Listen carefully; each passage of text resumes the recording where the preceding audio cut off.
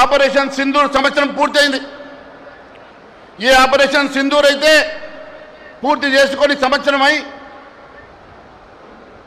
ఈరోజు సరిగ్గా ఏడాది అయింది.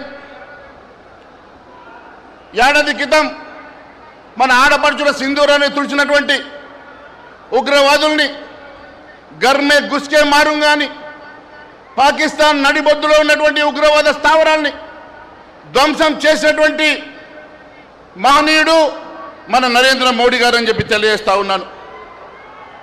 మీరు ఒక్కసారి చూస్తే గత ప్రభుత్వంలో హైదరాబాద్ నడిబొడ్డులో ఉన్నటువంటి గోకుల్ చాట్లో, లుంబిని పార్కులో, దిల్సుఖ్ నగర్లో ఉగ్రదాడులు జరిగి అమాయక ప్రజలు మరణిస్తే, ముంబై నడిబొడ్డులో తాజ్లో జరిగిన ఉగ్రదాడి గతంలో జరిగితే చాతగాక చేతులు ముడుచుకున్నటువంటి ప్రభుత్వం గత కాంగ్రెస్ ప్రభుత్వం అయితే, ఈరోజు గర్మే గుస్కే మారుంగా అని చెప్పి పాకిస్తాన్ నడిబొడ్డులో స్థావరాన్ని ధ్వంసం చేసినటువంటి నరేంద్ర మోడీ గారు అని చెప్పి తెలియజేస్తా ఉన్నాను. ఇక్కడ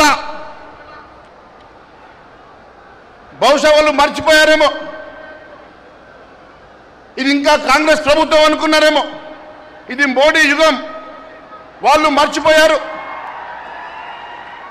మోడీ గారు సమాధానం మాటలతో కాదు, నిజాలతో చేశారు. నేను ఒకటి అడుగుతా ఉన్నా, ఈరోజు మన ఆడపడుచుల సింధూరాన్ని తుడిచడానికి ప్రయత్నం చేస్తే घर में घुस के मारेंगे అని చెప్పినటువంటి నరేంద్ర మోడీ గారు ये भारत नहीं, ये नया भारत है, ये नरेंद्र मोदी का भारत है అని చెప్పి నిరూపించిన సంగతిని నేను గుర్తు చేస్తా ఉన్నా. బెంగాల్లో చూసాం, భారతీయ జనతా పార్టీ నాయకులతో నిర్మాణమైనటువంటి పార్టీ కాదు, భారతీయ జనతా పార్టీ మన కార్యకర్తల శ్రమతో నిర్మించుకున్నటువంటి ఒక కుటుంబం అని చెప్పి తెలియజేస్తా ఉన్నాను. శ్యామ్ ప్రసాద్ ముఖర్జీ గారి ఆశయాలను నరేంద్ర మోడీ గారి స్ఫూర్తితో మొన్ననే పశ్చిమ బెంగాల్లో కాషాయ జెండా ఎగరేసి నేరుగా నరేంద్ర మోడీ గారు తెలంగాణకు వస్తున్న సందర్భంగా స్వాగతం పలకడానికి లక్షలాదిగా వచ్చినటువంటి నా భారతీయ జనతా పార్టీ మిత్రులకు, సోదర సోదరీమణులకు మరొకసారి ధన్యవాదాలు తెలియజేస్తా ఉన్నా. మిత్రులారా, బెంగాల్లో మన కార్యకర్తలు అనేక ఇబ్బందులు పెట్టినా, తప్పుడు కేసులు పెట్టినా, హత్యలు చేసినా, ఎన్ని రకాల ఇబ్బందులు పెట్టినా తల వంచక నిరంతరం పోరాడి రక్తం చిందించి అక్కడ కాషాయ జెండా ఎగరేసిన సంగతి నేను గుర్తు చేస్తా ఉన్నాను. మోడీ గారు అన్నారు హమ్ జరూర్ హిసాబ్ కరేంగే అని. ఈరోజు అదే పరిస్థితి తెలంగాణలో కూడా కనిపిస్తూ ఉన్నది. అనేక మంది మన కార్యకర్తల మీద తప్పుడు కేసులు పెడుతూ, అనేక మందికి మన కార్యకర్తలను ఇబ్బందులు పెడుతూ బెదిరిస్తున్నటువంటి కాంగ్రెస్ ప్రభుత్వానికి హెచ్చరిస్తా ఉన్నాం. రేపు రాబోయేది భారతీయ జనతా పార్టీ ప్రభుత్వం. ఖచ్చితంగా అన్ని గుర్తుంచుకుంటాం, మీ అందరికీ సమాధానం చెప్తామని కూడా తెలియజేస్తా ఉన్నాం.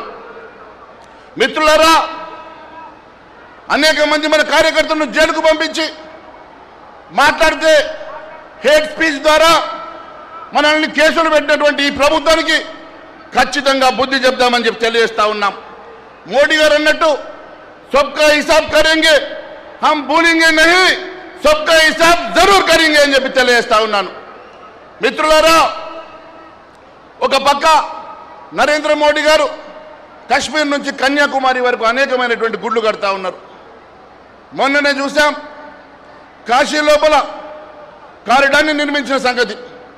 మొన్ననే చూసాం, అయోధ్యలో శ్రీరామ మందిరాన్ని నిర్మాణం చేసి అనేక మందిరాలు ఒకవైపు నిర్మాణం చేస్తూ తెలంగాణలో రామప్ప గుడికి యునెస్కో స్టేటస్ ఇప్పించడమే కాదు, తెలంగాణలో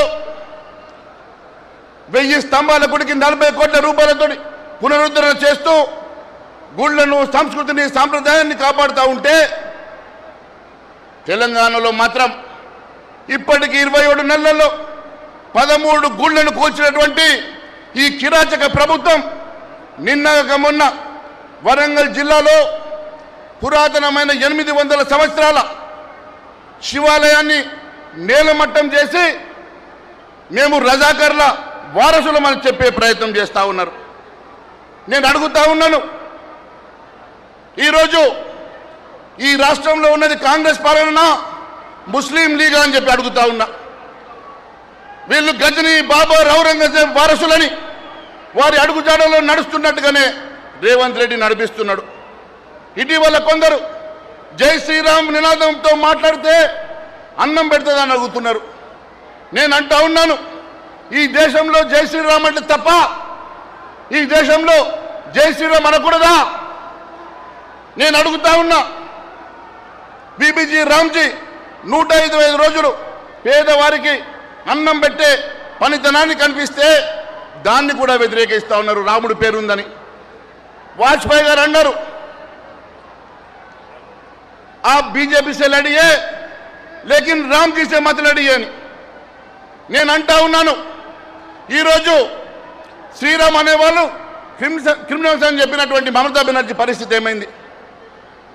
సనాతన ధర్మాన్ని కించపరిచిన స్టాలిన్ పరిస్థితి ఏమైంది? హిందుగాళ్ళు బంధుగాళ్ళన్న కేసీఆర్ పరిస్థితి ఏమైందో మనం కల్లారా చూసాం. అదే పరిస్థితి హిందువుల మీద, హైందవుల మీద దాడి చేసిన ఏ పార్టీ కూడా మనుగడ సాగదని చెప్పి మరొకసారి తెలియజేస్తా ఉన్నాను. అంతేకాదు, మేము శ్రీరామని జై శ్రీరామ్ అని బరాబర్ అంటాం. అందామా? జై శ్రీరామ్, జై శ్రీరామ్. ఈరోజు ఈ తెలంగాణ ప్రభుత్వం కేవలం ఢిల్లీకి బానిసలుగా మారి మూటలు మోయడానికి మాత్రమే ఉన్నది.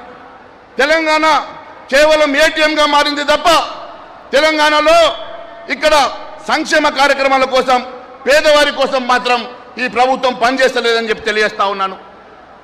నాడు రజాకర్లతో వారి అరాచకాలను ఎదిరించినటువంటి గడ్డ ఇది. ఖచ్చితంగా తెలంగాణలో మీ అరాచకాలను చూస్తున్నాం, ఎదిరిస్తాం, ఇక్కడ కాషాయ జెండా ఎగిరేసి తీరుతామని చెప్పి తెలియజేస్తా ఉన్నాను. ఈరోజు కేంద్రం అనేక లక్షల కోట్ల రూపాయలు నిధులు ఇస్తూ ఉంటే కేంద్రం ఏమిచ్చిందని చెప్తా ఉన్నారు. ఇప్పటి వరకు 12 లక్షల కోట్ల రూపాయలు ఇచ్చి ఈ రాష్ట్రాన్ని ఆదుకోవడమే కాదు, ఈరోజు నరేంద్ర మోడీ గారు కూడా ఈ రాష్ట్రానికి 9,400 కోట్లతో వచ్చారు.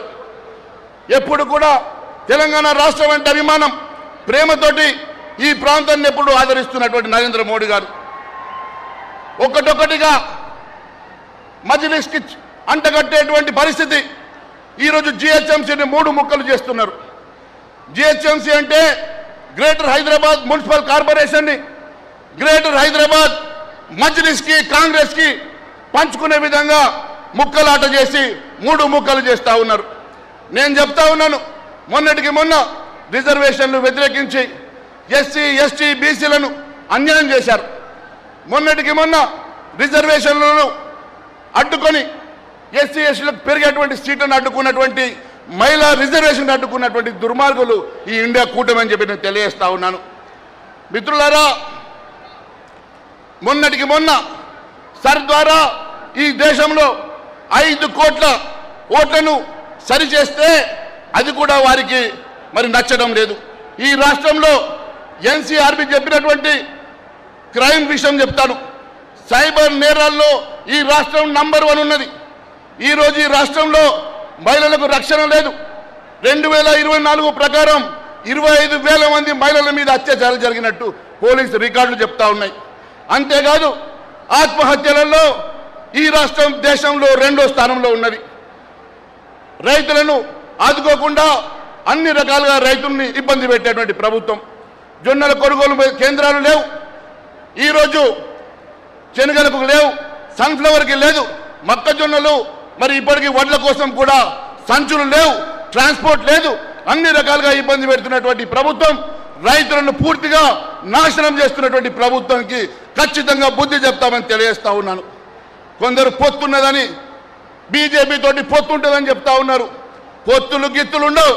ఖచ్చితంగా భారతీయ జనతా పార్టీ ఈ రాష్ట్రంలో అధికారంలోకి వస్తుంది. ఖచ్చితంగా ఈ రాష్ట్రంలో కాషాయ జెండా ఎగురుతుందని తెలియజేస్తా ఉన్నాను. చివరిగా మిత్రులారా, కుటుంబ పాలన దేశంలో అంతరించిపోతున్నది. కాషాయ సూర్యుడు ఉదయిస్తా ఉన్నాడు. బ్రహ్మపుత్రం నుంచి బంగాళాఖాతం వరకు కాషాయ తుఫాన్ వస్తుంది. అశ్వమేధ యాగం మొదలైంది. నా కార్యకర్తలకు ఒకటే పిలిపిస్తున్నా, నిద్రపోకండి, మేల్కోండి, గడప గడపకు వెళ్ళండి, బెంగాల్ అస్సాం రికార్డులను తిరగరాద్దాం.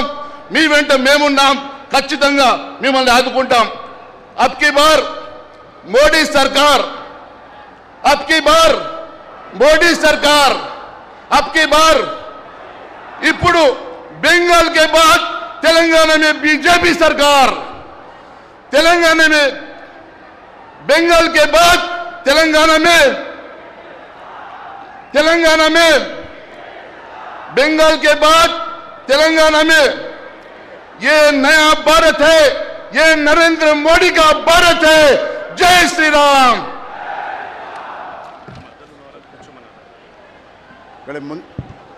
డయాస్కి ముందున్నటువంటి ఎన్క్లోజర్లో అక్కడ ఉన్నటువంటి వాలంటీర్స్ను మరి పోలీసు వారిని కోరుతా ఉన్నాను, అలాగే అలో చేయవలసి కోరుతా ఉన్నాను.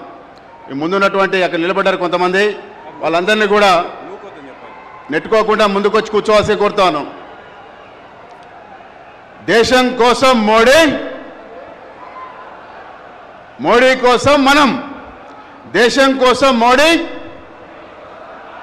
దేశం కోసం మోడీ. ఇప్పుడు పెద్దలు జాతీయ ఉపాధ్యక్షురాలు పార్లమెంట్ సభ్యులు డికే అన్న గారిని మాట్లాడాల్సి కోరుతాం.